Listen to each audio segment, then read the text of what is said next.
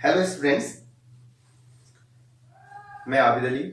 आज इस वीडियो में हम बात करेंगे 10th क्लास के फर्स्ट चैप्टर की chemical reaction and chemical equation. बहुत आसान चैप्टर है, ठीक है। इसमें जो मेन टॉपिक है केमिकल इक्वेशन को बैलेंस करना, ठीक है, और फिर टाइप ऑफ केमिकल इक्वेशंस, तो वो उस पर डिस्कस करेंगे। पहले केमिकल रिएक्शंस क्या होती है बेटा? जब दो या दो से ज्यादा सब्सटेंस को आप मिलाएंगे तो दो या दो से ज्यादा नए सब्सटेंस बनेंगे, इसे बोलेंगे हम रिएक्शन, ठीक है। व्हेन टू और more substance react to form two और मोर न्यू सब्सटेंस, ठीक है।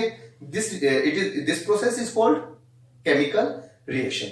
जो सब्सटेंस केमिकल रिएक्शन में पार्टिसिपेट करते हैं, ठीक है, उन्हें बोलते हैं रिएक्टेंट, और जो रिएक्शन के बाद बनते हैं उन्हें बोलते हैं हम प्रोडक्ट। देखिएगा, फॉर एग्जांपल जिंक है, रिएक्ट करता है सल्फ्यूरिक एसिड में, एसिड से, तो बनता है zinc sulphate.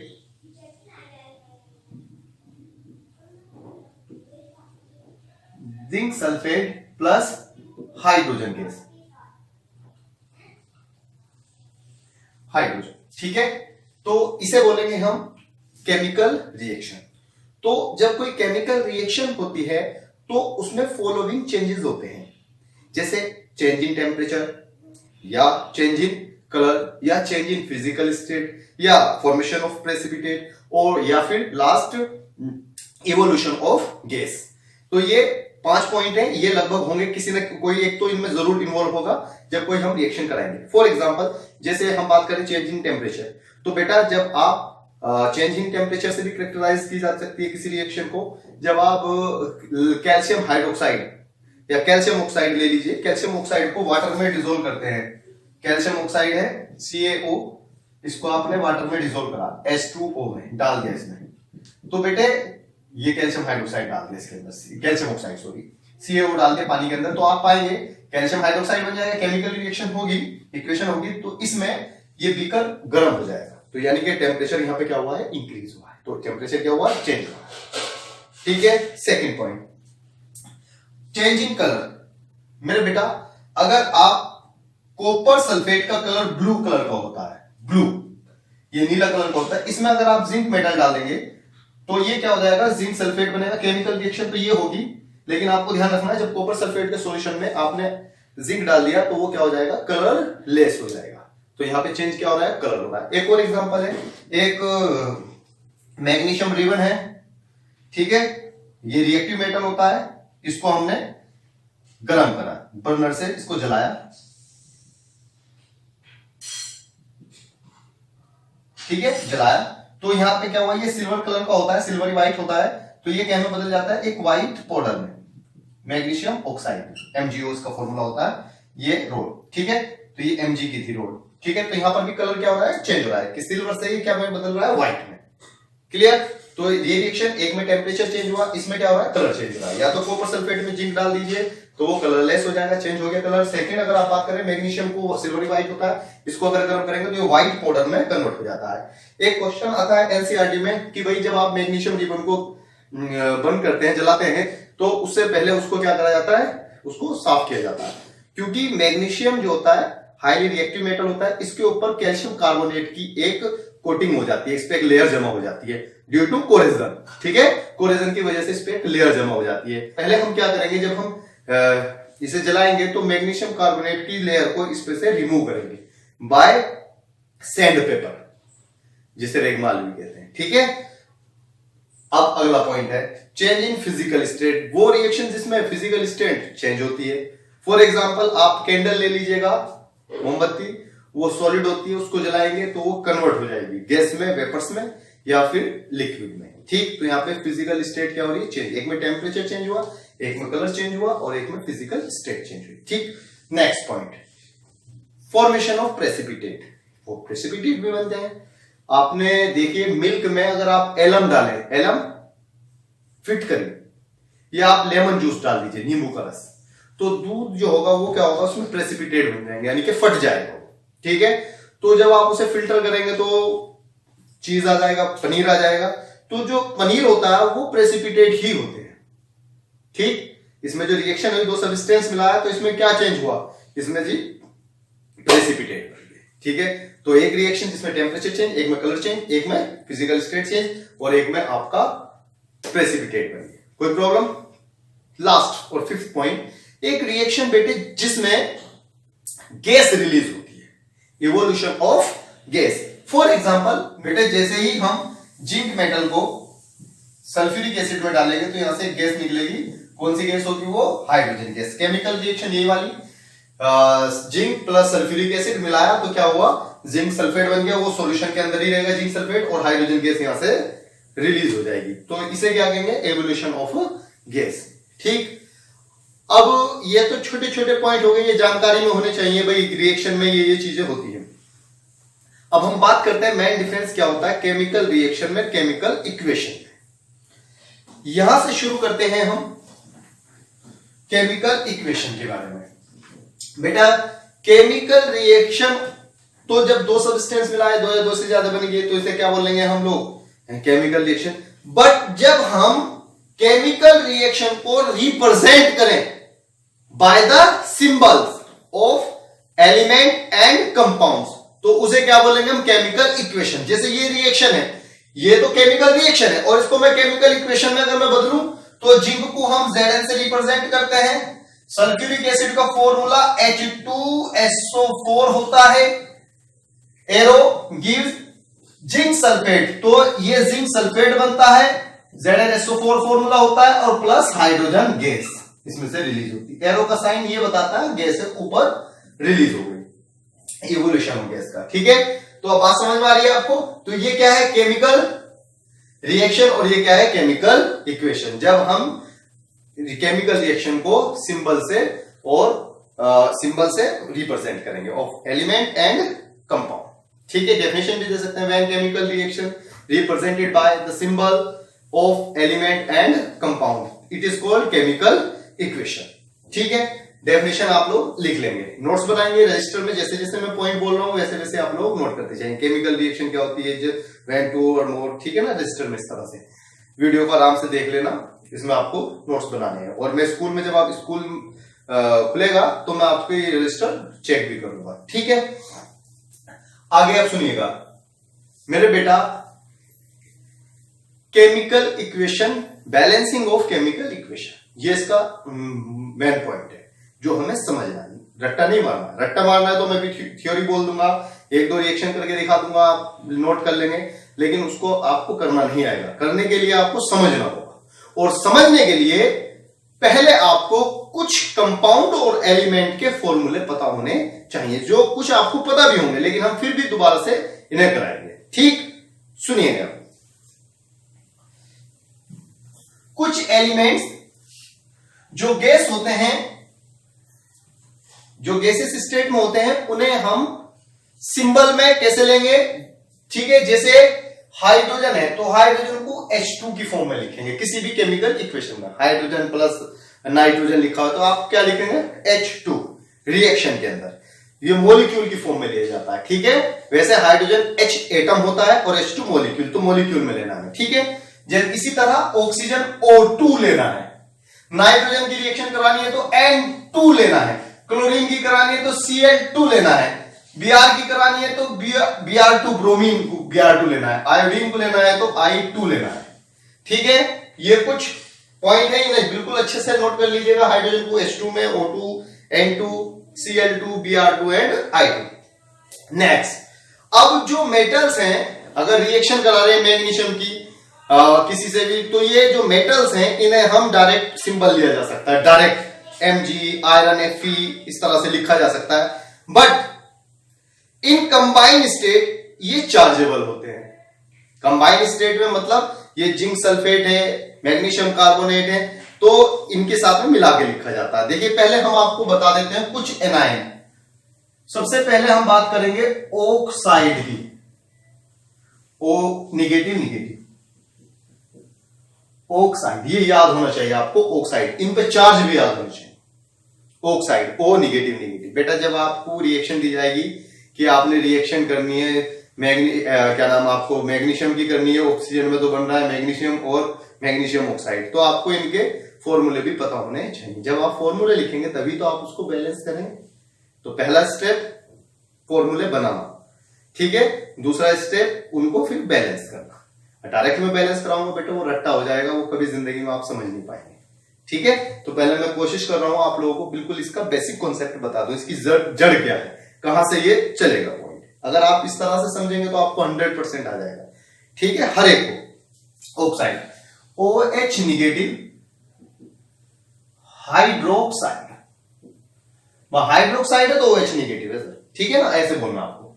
CO3 negative negative carbonate. मैं बात करता हूं SO4 निगेटिव निगेटिव की सल्फेट, NO3 निगेटिव की नाइट्रेट,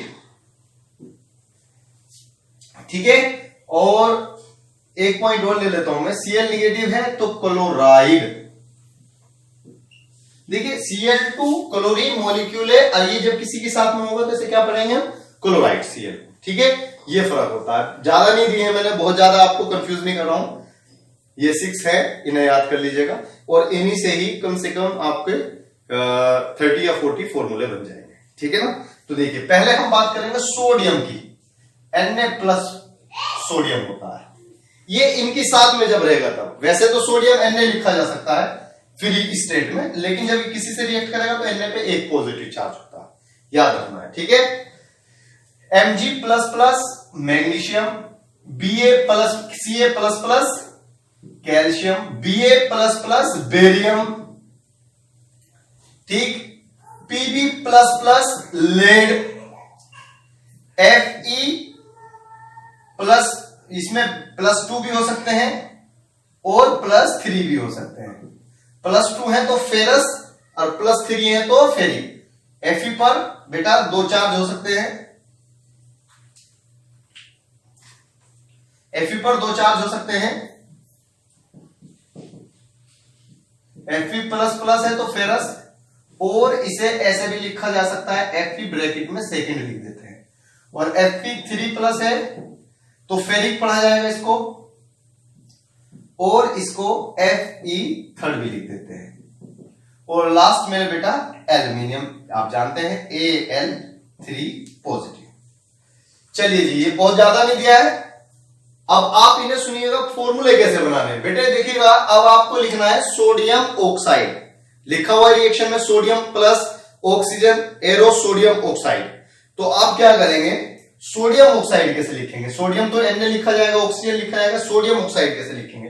तो सोडियम पे बेटे चार्ज होता है 1 पॉजिटिव, ऑक्साइड पे चार्ज होता है 2 निगेटिव। यहां जरा ध्यान से देखिएगा, इस पे चार्ज 1 है, इस पे चार्ज 2 है। तो रूल ये है, total charge of anion is equal to total charge of cation, या मैं कहूं total charge of cation is equal to total charge of anion. इन पे जो चार्ज हैं ये दोनों पे बराबर होने चाहिए मॉलिक्यूल के लिए, क्योंकि मॉलिक्यूल न्यूट्रल होता है।